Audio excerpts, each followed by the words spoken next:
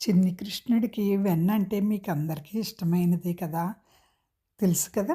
యశోదమ్మ ఎంత దాచినా కృష్ణుడు తన స్నేహితులతో కలిసి వెన్నను కనుక్కొని తినేసేవాడు.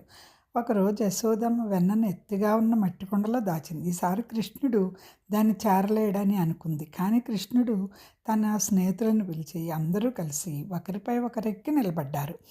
చివరికి కృష్ణుడు పైకి చేరి కుండలోని వెన్నను తీసి అందరికీ పంచేశాడు. అప్పుడే యశోదమ్మ అక్కడికొచ్చి కృష్ణుడు వెన్నతో నిండిన చేతులతో నిలబడున్నాడు. కృష్ణ, మళ్ళీ వెన్న దొంగతనమా అని యశోదమ్మ కోపంగా అడిగింది. కృష్ణుడు అమాయకంగా నవ్వుతూ, అమ్మా, నేను ఒక్కడినే తినలేదు, అందరికీ పంచాను కదా అన్నాడు. యశోదమ్మ కోపం ఎగిరిపోయి నవ్వుగా మారింది. ఆమె కృష్ణుడిని కౌగిలించుకుంది. పంచుకోవడంలో ఉన్న ఆనందాన్ని మరింత పెంచుతుంది అమ్మ.